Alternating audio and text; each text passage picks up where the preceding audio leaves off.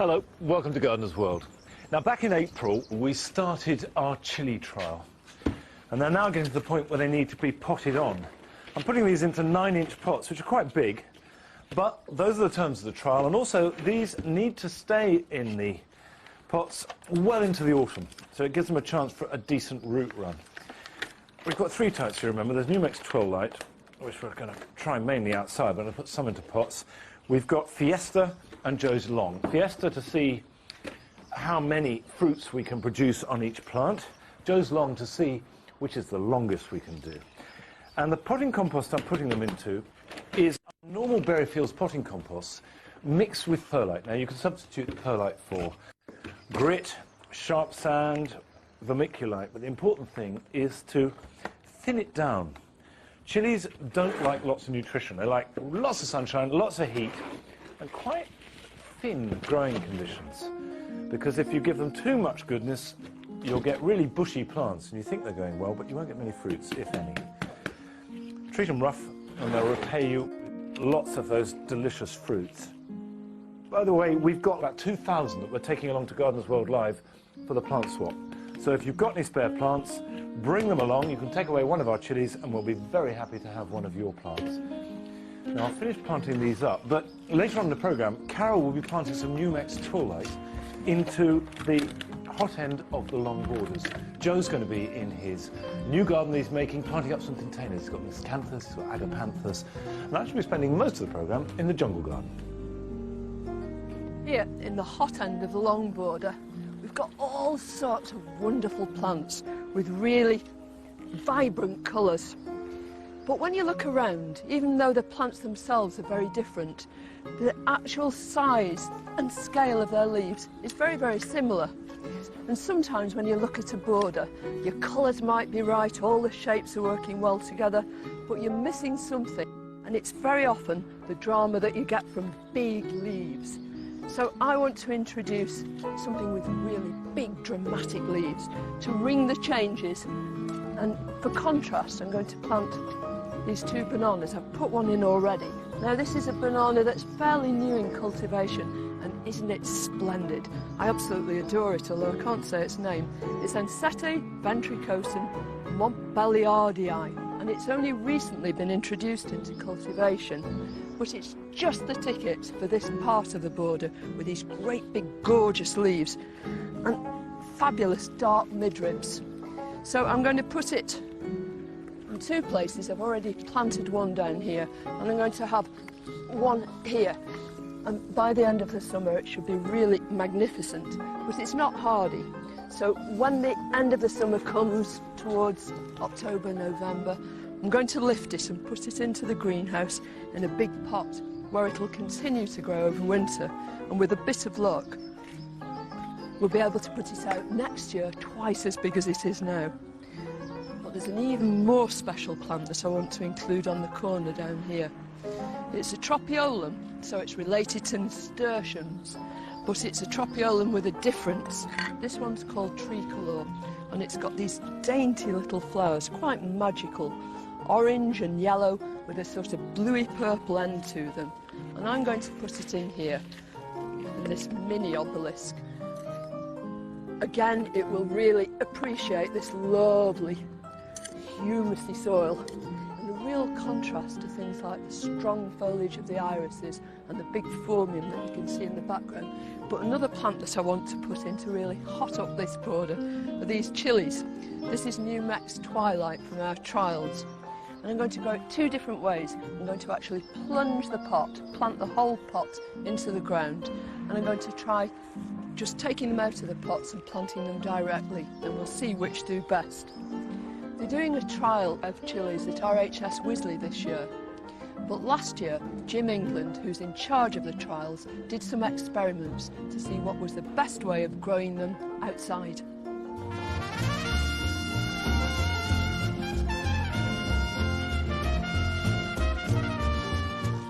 With this climate change, that you are able to grow things outside perhaps more now than we would 10, 15 years ago. Proved it with peppers, and they will do very well outside in the sun. And I think if you've got a really warm, sunny balcony, you could get away with some of these varieties and get them right.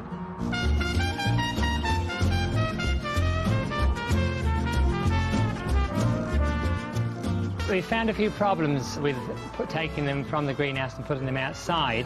We got them all nicely laid out, and then the wind started to blow, and it blew virtually all the pots over, so we had to put bricks on them to support them and hold them down. We did already decide that we would plunge a lot of the plants into our bigger containers, and they've stood up perfectly. We would need to grow them in pots to contain them, to avoid them getting too big, so that it makes them produce chilies. Therefore, the ideal way is to grow them in pots like we've done this year and just plunge them into the soil. One thing to look out for with these compact varieties is that they could get leggy, and you need to trim them so you've got a nice shaped plant which won't actually fall over. In doing that, you encourage it to make new shoots and get a longer season of cropping of fruit, and you won't lose any fruit in the long term. Tall varieties will need staking, otherwise they're very top heavy. If we look at the Hungarian hot wax, it forms quite a nice big red chili, and you get quite a heavy crop on there.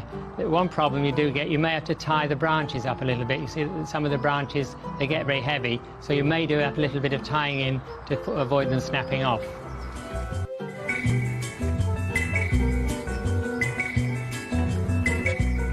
When it comes to looking for AGM varieties, when we're giving the actual award, we'll be looking at ones which crop heavily and crop early and give us good colour.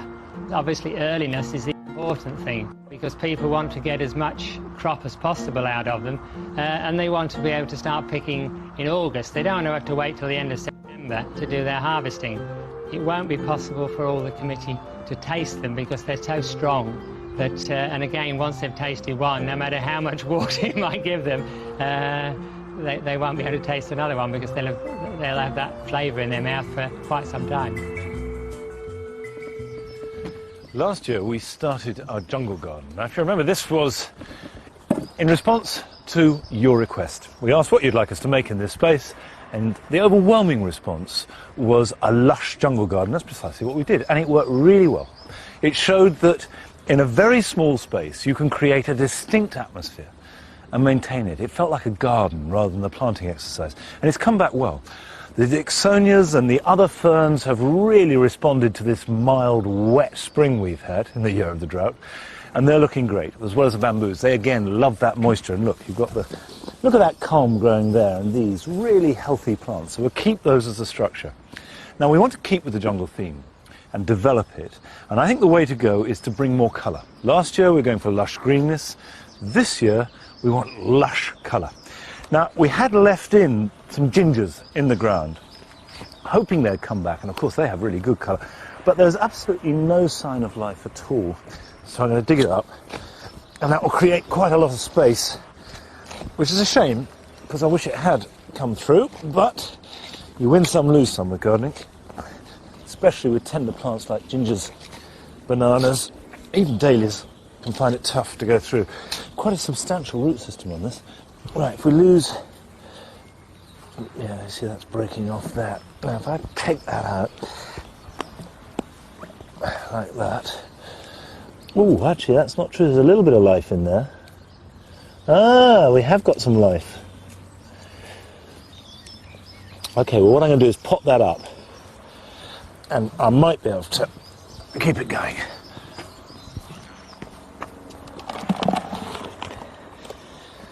Now, we've got some space, but if you can see, we've got some eucomis coming through. These are very alive. There's one there, there's another one there, there's a little one in there. What I thought I'd do is move these so they're in a group. And that's got a surprisingly large root, actually. Now, out that comes. You see, look, good root system there. May not be much to see on top, but there's plenty underneath. So, if I dig that out, fill back the hole that I've left and pop that in.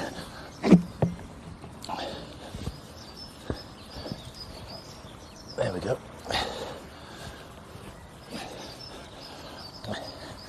Right, now this has made some room to put in something with colour, which is why I bought these cannas in. I've got two different types. This is the first one. This is Canna Durban. And you can see it's got a sort of pinkish orange flush behind the purple leaves. And the idea is, into this green jungly space, I want to bring some purple foliage and colour, bright colour.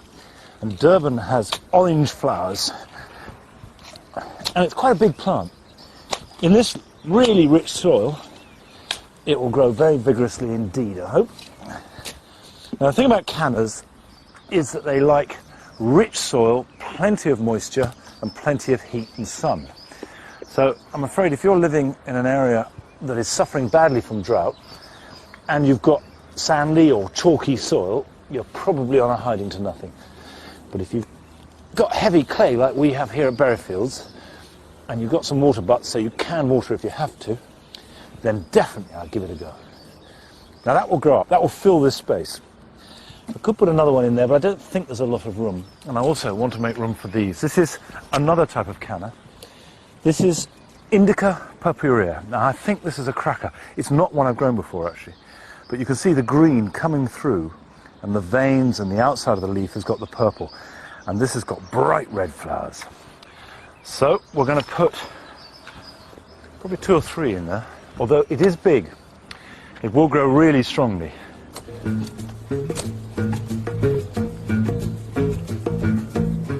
As well as the cannas, I'm adding Lysimachia. This is Lysimachia ciliata firecracker. It'll grow in any reasonably heavy soil, but thrives in damp conditions and produces these small but brilliant yellow flowers.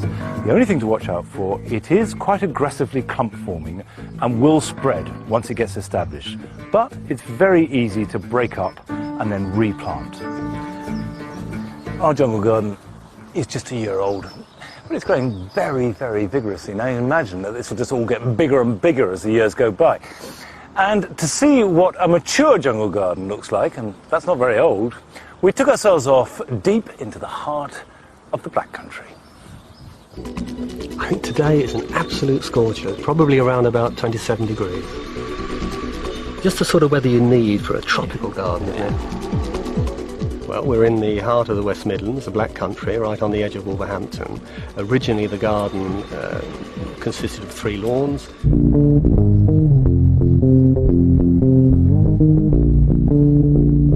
We went on a holiday down to Cornwall, and one day we visited the Eden Project. When we came back home, we decided we would change the garden completely. We did a bit of research, we bought a book, and we discovered that you could grow these plants here.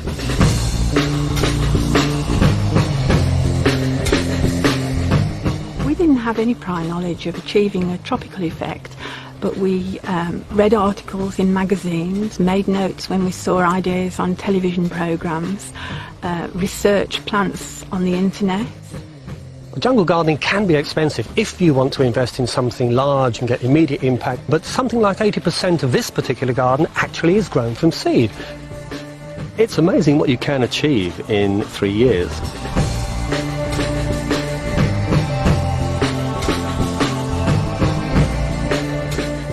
Well, the highs really are seeing it develop. I mean, we plant out at the end of May and then it just explodes really, and the plants keep going until October.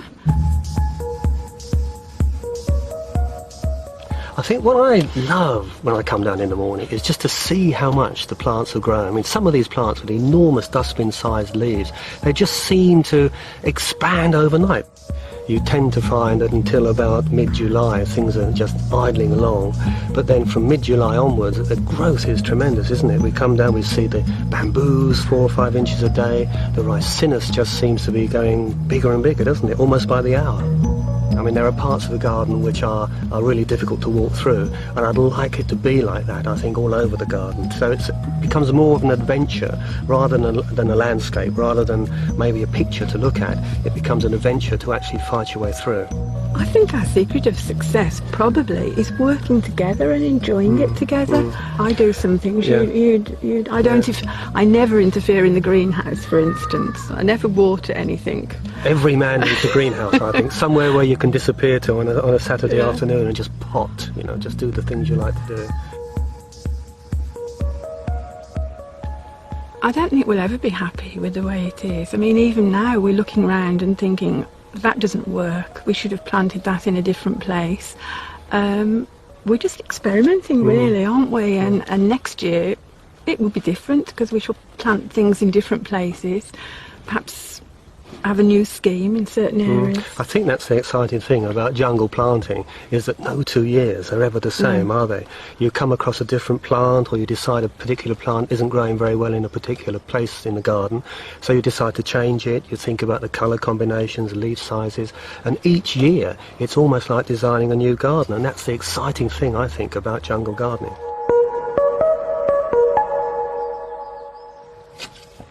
Well, it just goes to show how much you can achieve in a garden in 3 years. But my modern family garden has been going just 3 or 4 months. But a garden is never static and it's always changing. Now, I put the deck in this modern family garden. It wraps around the shed here, so it gives good access to the shed. There's another seating area there, but also I wanted to get some more definition and more design into this garden. So I've left 3 planting pockets in front of the shed. And as far as planting is concerned, well, this is where you get your own style into the garden. This is where you choose the plants that you want. If you want to go for a really formal look, you could use like clip box here. You could use tall bamboos to help screen the shed. Now, the soil here is really quite heavy, big lumps of clay, so I've broken it up as much as possible. I put some grit in there to improve drainage. And now I'm using this, which is a mix between bracken and manure.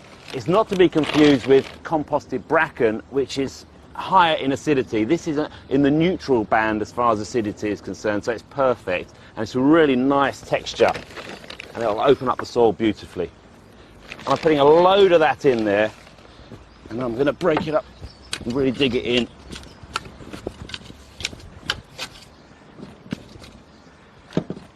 I've gone for a lovely grass, a Miscanthus yakushima, which is a dwarf Miscanthus sinensis grass. It's going to get to about 1.5, 1.7 metres tall. It's about sort of 6 foot roughly. It's going to be perfect. And also the grasses hold their lovely structure all the way through the winter, which is what I like about them. But they're quite light and delicate. I think a bamboo would just be too heavy and screen off the shed a little bit too much. So they're quite small when they're going in here.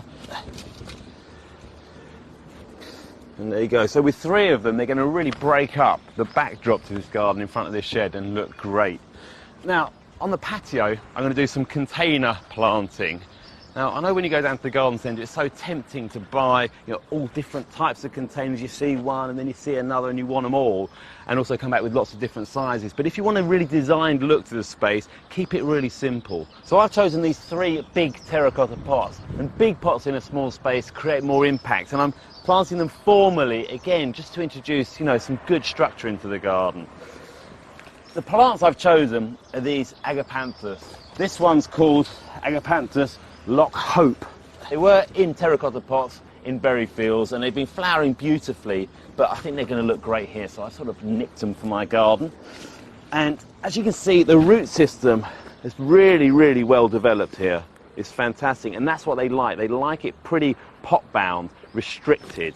So I'm just going to put them in this terracotta pot, and there's a little bit of space to get some compost around the edge. So rather than dividing them up and putting them into separate containers, I'm going to keep them as a whole here, and then I'm going to backfill with this mixture, which is 2 parts compost, 2 parts grit. They do like it very well drained, and 1 part loam, which is just topsoil really, just to sort of bulk it up a little bit and keep a bit of moisture around the roots. And I'm going to pack it in pretty tightly around all the edges so there's no air gaps at all.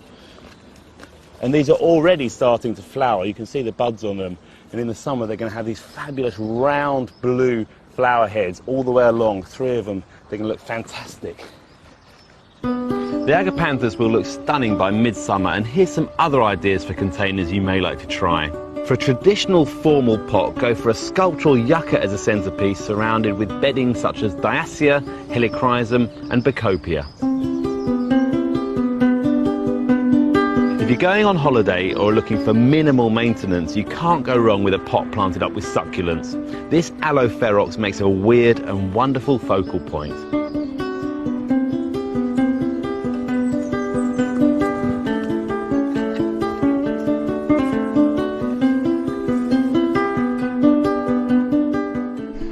This year, we decided to change the look of our jungle garden by injecting lots of hot tropical colours. I'm adding Lobelia Queen Victoria, which will produce scarlet columns of flower right throughout the summer. And there are other plants that will give us just the same effect. This is Brugmansia sanguinea. Now, Brugmansias, and I used to know them as daturas, by the way, but Brugmansias, the flowers hang down, and daturas, they stick up like a trumpet. Brugmansias are a tropical plant. They love the wet. In other words, they'll be ideal for rich soil. And they have these fabulous trumpet flowers. Really great, big, voluptuous trumpets. And on sanguinea, they are a sort of orangey yellow with a red crimson base. Really dramatic. Now, if you grow them in a pot, they can flower as early as June. And certainly much earlier than if you grow them outside. And what happens, it's a bit like the chilies. By putting them in this rich soil, we will get a really big, lush plant, and they want to be almost a small tree. And then they will flower later on in the summer. And the secret of getting them to flower again the next year, particularly if you grow them in containers, is to cut them back and then put them somewhere cool and dark. Don't feed them, let them dry right out, and give them a dormant period. Treat them a bit rough. Don't repot them, keep the roots bound, and then they will come back next year and then flower right through the summer. But as I said, what we're after is lushness here. But be warned, they are poisonous. Every part of the plant is poisonous, so if you're handling them, wash your hands. Okay, Brugmansias I've grown for many years and they're no trouble. They're dead easy to grow. But this is a plant I've never even heard of before, let alone grown. It's called Coffea ignea.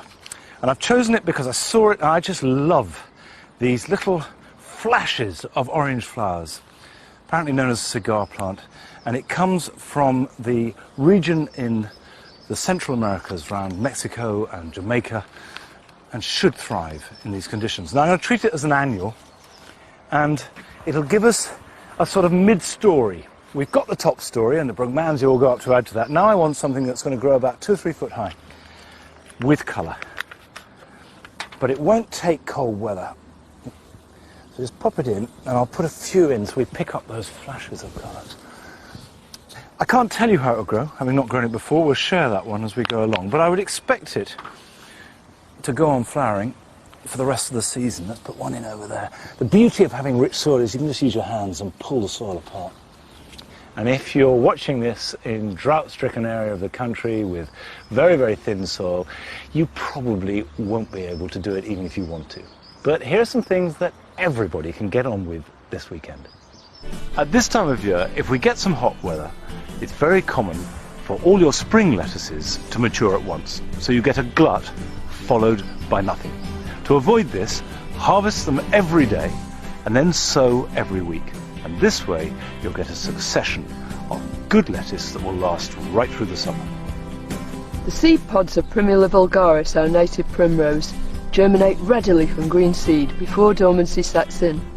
Carefully split a pod with your thumbnail, take off the seeds which are still slightly sticky, and wipe them on the surface of damp compost. Cover with sharp grit and stand your tray in shallow water, then place it in a shady spot. If you sowed annual bedding earlier in the year, it should be flourishing and thickening up by now. It's a good time to dig up plants from denser areas and replant in spaces that are bare. Another good tip before the plants get too tall is to support them with a large meshed net stretched over the area and held about 18 inches above the ground. Well, I bet in all the years of Gardener's World, I am the first Gardener's World presenter to be filmed doing the washing up. But it actually goes on all day because the crew drink innumerable cups of tea, and all the water used to wash up their mugs could be used on the garden, because this is grey water. Grey water is used to wash things, whether it be the cameraman's cups or your body when you have a bath. And that can all go back on the garden. But before you do so, it's worth thinking of a couple of things. The first is what soap you use, whether it's for your hair or the dishes.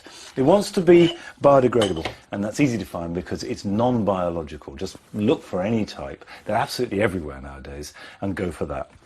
And finally, when you've finished washing whatever it is, you want to clean the water, to get rid of all the debris and the grease and the muck that you've washed off before you give it to the plants. Now, washing the water is no problem. all you need is a watering can, and keeping one by the back door is a good idea, a funnel, and then some kind of filter. You can get them with inbuilt filters, but this is just a piece of fleece that will do the job perfectly well, and filter it through. And you don't need too much at any one time because you can't store it. The idea is just to leave it long enough to cool down so it goes on cold, and then use it the same day. And that can go on the garden.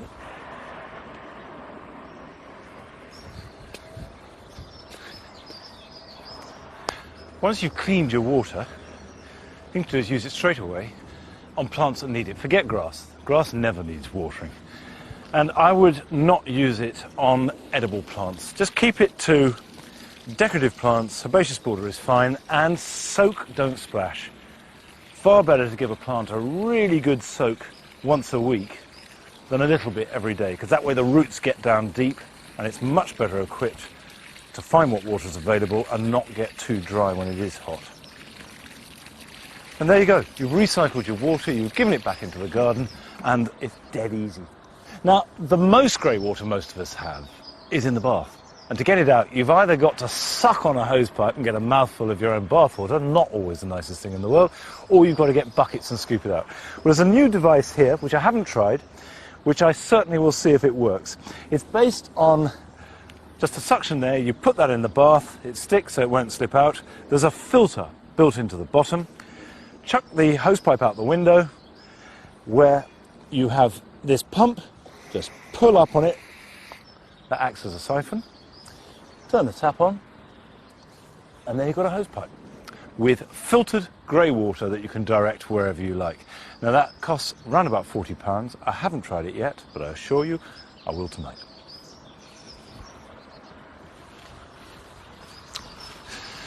I've got more. Ooh, you take two? Yeah, I dare say.